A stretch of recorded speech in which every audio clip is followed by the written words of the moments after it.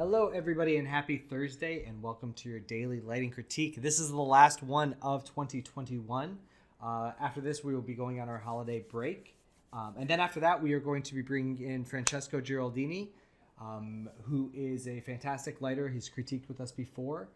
He's been most recently a lead at DreamWorks Animation. I worked with him at Blue Sky. He's also worked at Pixar and pretty much every other company known to man. He's an incredible artist, and he'll be doing the critiques in January. So we will tell you more information about the structure of that in the new year. But yeah, so this is going to be my last critique for a little while, but I am very excited to have so many of you guys on. It's very good. All right, cool. Let us, I'll just start with this guy to say happy holidays to everybody. This is a Cleber, this is currently what you're working on, correct? Yeah, it's a very low res. You cannot visualize the fur properly. Yeah. It's a kind of a project I'm doing, and they did like animation expressions. Mm-hmm. So I'll be living in a farm tomorrow and just pick up in 2 weeks time and see the results. Amazing. All right, cool. Well, hopefully we'll see that at some point, come back again, but I just want to have this up to wish you all a happy holiday. Mm-hmm. Okay, let's jump into some critiquing. So we'll just go through, I think everybody's here. So we'll go through alphabetically. We'll start with Cleber here. So this is still in the compositing stage, right? You're still just adjusting. Mm-hmm. You haven't yet, or have you? I went back to 3D. Mm-hmm. This is a different version. Okay. My first attempt, I changed everything. Mm-hmm. Then I said, okay. My second attempt, that means my question at the end of everyone. This is a question I have at the end. Mm-hmm. The strategy, but these are different 3D versions that I did a better control. So okay. We still can do changes, but I have a better post control now. Yeah. In Nuke. Yeah, you have. I mean, like clearly, there are a lot of really positive components about what your new setup is. Like, I love the roll up of the light coming down these back cushions. I think that's pretty perfect. I love that we're getting some distinction on these like stark lines. I think they're a little bit too strong. But I like that we can pick up that detail. I like seeing the texture in here. The one thing, and we'll do this in three phases. We'll talk about the sofa, the background, and then the little kid. So we've got the sofa. I love the shaping coming down. The pillows seem to be getting a lot of illumination in the front side. Like I feel like they should be, kind of in this realm of kind of like darker value. It would be fine to pick up some like specular highlights, especially if they have a weave or a material that has some sort of like a little bit of shimmer to them. But I think their core diffuse values should be a little darker than what we're seeing here, because it's almost, and I'm guessing some of it might even be like bouncing off of her, like it might be too like coming off of her skin, like she might just be, because some of these values are very bright, and that might be contributing to that. As far as the background goes, I think the value is pretty good. I think it's feeling pretty flat though, especially in the books. The books, they almost feel like 2D cutouts. It's just an image. It is. Okay. We need to figure out, well, then we might just want to make them less saturated and darker to kind of hide that a little bit more. Okay, that's good to know, because it feels like an image. So if we pull down the saturation on them and just allow them to fall back into the space a little bit, and then same thing with the value, just like pushing them a little bit darker, and then same thing on the other side, just kind of like just allowing them to suggest some bookdom back there. That might be a little bit too desaturated, but you get the point. Just allow them to fall back into space. For the girl, yeah. So lots of good, like the position of the light is good. I actually think that the rim light on her might be too strong. Like it's a lot, and I feel like it's, especially like when you're starting to get into regions like right around her eye, where like the distinction between her eye, her skin, and her hair just kind of it's all kind of the same in there. So I think it might just be better if we just pull back on that light just a little bit. And even if like, if you have this rendered as this is where rendering things at EXR or extended pixel range really comes into benefit, because I'll do the bad version, which is, because I have the JPEG or the PNG from Discord that you posted. But if I took this and I was like, oh, that's too bright, let's go ahead and take it down a little bit. What would happen is that basically like it just kind of flattens out and drops, and so it's like kind of a universal gray value. But if you have the EXR, there's actual value within that. So when you pull it down, you'll actually still see some distinctive shapes, and that's the beauty of that. So I always, like, if you're not yet, please render things with extended pixel range, because it really helps you in post. Other than that, I think we could probably, I think there's still probably too much blue. Let's do like a skin mock-up on her. Like that. I wasn't sure about the ID for the inside. Mm-hmm. I wasn't sure if I should put ID. I put something there, but I wasn't sure if I should put ID for the dark side.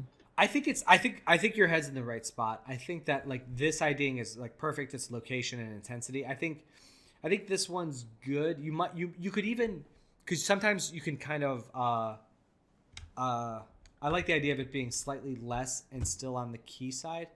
But I think having it be a little bit higher up, like up there, would probably be better.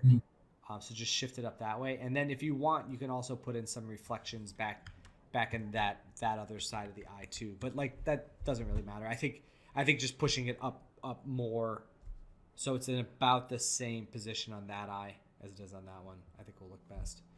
Go back to this real quick. Just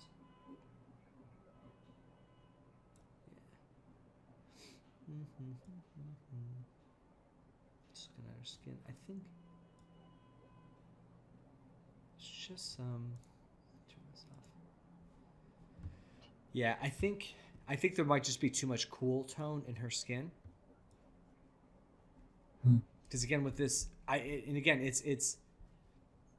it's great, to have her feel like she's getting all this kind of extra bounce from the cushions and stuff, but it kind of starts to overwhelm, and it just makes her look a little bit sunburned. The teddy bear looks a lot better. Yeah. I by mistake, I think I removed a lot of the painting. Mm-hmm. I was thinking to push back the painting. I did a contrast in the post to look better, but I think if it looks right, I just remove a lot of painting out. Yeah, that, and then with the background too. I think that I if it was me, I would pull, and this probably is like from having that contrast in there, I would pull like 10% of the saturation out of the background, just a little bit, because I think it just kind of like the second you do that, everything just kind of settles into place a little bit more. It doesn't quite feel so. It almost has like an energy to it with the saturation points. But let me just see something too. Background. No, I think that's good. All right. Does anybody else have any thoughts on this? Yeah.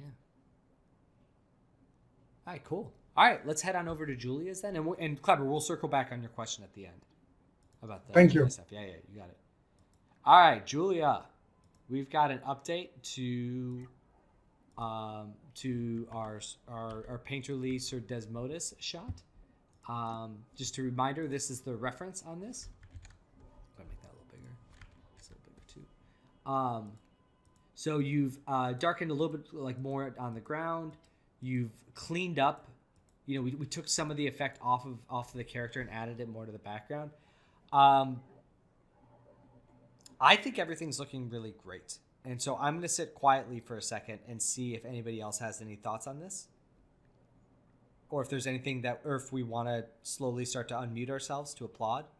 Because I think this is looking really good.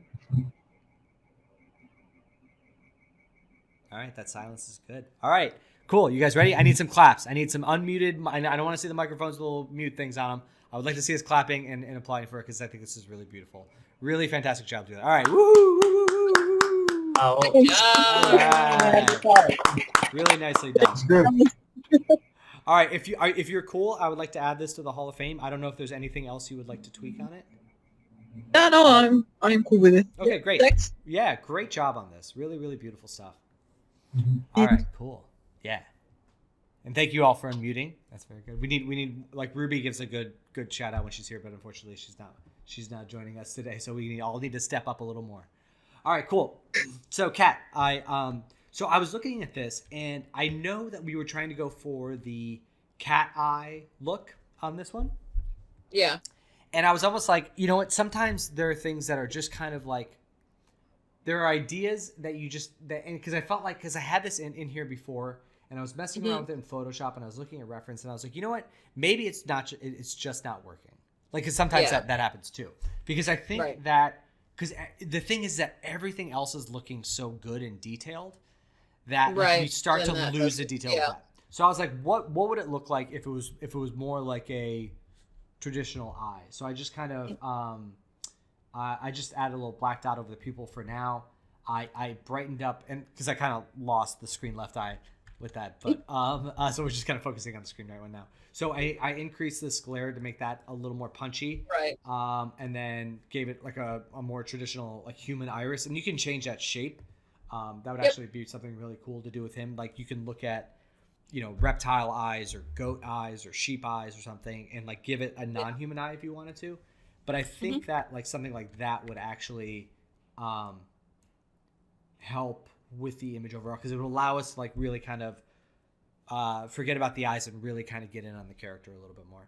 Okay. So I'll have to tweak with the left eye then, because it's not getting really any light. So if I switch it, it's just going to be a black hole. Yeah, so, for sure. Oh wait, that's not gonna work. I was gonna play with the idea of making it a different shaped eye, because I think like I think with characters like this, you can definitely get away with that. Like if you don't want them to feel human, if you don't want them to, you just change their eye and it changes so much about them. In terms of the rest of it, actually, let me just now that's because I think that was pushing us to keep the rest of the character a little bit darker too. And if we get that, and then we can kind of get some more value in the character itself, then and the background looks a lot better. I just made the radius of the light bigger, so it blurred it out. Yeah, so basically I sculpted some flame kind of things and put a light on it to create a shadow play. So I just made the radius of the light bigger. Yeah, and I love how all this stuff that you're like, I love the things that you're trying with this are like leading to good end results, even though we're not necessarily using the initial thought on it. Right. I think it really, really helps. I think your superpower is your fearlessness to try different things with stuff. To like, because I especially early in my career was really reluctant to kind of go outside the box a little bit. And that led to some very boring results. And I think that your willingness to kind of chase out, like be like, I have an idea to do this and just do it. Like I think that's a real superpower. Well, it's how you learn. Yeah, totally. Some things. But yeah, I mean, I'm really happy with him because like this is like my first character sculpt, and if you remember the lizard I did before I signed up for class, and I'm like, this is like you're like this definitely like I mean like sometimes you look at a 3D model of a character and you're like, oh, that's a 3D model, and then you just think about it in terms of like polygons and like where you could smooth things out or like, you know, like ways to improve it. And I'm looking at this as a character, like this is a thing, right? Like it's now transcended that. I'm not thinking about this as being polygonal mesh. I'm like, how do we make this guy? Do we put some saliva in the teeth? Like, what do we do to make this a more gnarly thing as opposed to a solid 3D model? So I think that's, I think that's really good. Do you guys have any thoughts on this? Any areas you think that Kat could work? Could Yeah, you don't want to see the polygons on this guy. Because I sculpted him, so stuff's all like mushy. But yeah, he's not going to be rigged, so I don't care. Yeah, and in turn, like we've talked before about like varying up the size of the scales and stuff. If you want to kind of dig into that a little bit. I'm sorry, I interrupted somebody. I'll add something. Yeah. Kat, maybe there is some shaders or some materials for teeth or substance. I see now that you increased a lot the SS, the surface scattering. I think this guy, he is so scary and like an orc. I think his teeth should not be clean. I think you can give an extra layer and leave very dirty teeth, not Right. very clean teeth. Yeah, I can redo the shader. I'm used the tartar shader that Mike talked about in Yeah. Substance, but I will tweak it some more. Yeah, you can just start with that and then build on some dirt maps in there too or something. Mhm. Yep. All right. I know he's not really seasonal. Wrong season. Maybe Depen- I'll put depends on your put some garland around his neck. depends on your religious beliefs, I guess. I don't know. Like it's yeah, just put a Santa hat on him and call it a day. All right, cool. All right, Mindy. Still a little bit this one too. So I was looking at yours as well, and I was just thinking that like I wanted to just pull a little bit of the yellow out on the pink on the character, and then I think that was pretty much it, and then just a little bit more contrasty. Yeah, but I think I know I have a really light hand with that. No, you're fine. You're really good. And then the other thing I was thinking, I didn't get a chance to mock this up, but I was looking at the eyes, and I think the color is a lot better. I love the way I love what you've gone with it. I think we need to possibly. Let me just try if I can mock this up real quick. I think we possibly need to go a little bit darker on the, like think about it in terms of the darker on the key side of just the. It's basically like it's too kind of perfect around the sides a little bit, and I just kind of want to darken like one side of it. This is not going to look good, but I just kind of want to like darken a part of it. Blur this. Just so that we can, just so there's more variation within the iris color going across it a little bit, and that way, when the thing comes on top, then it can,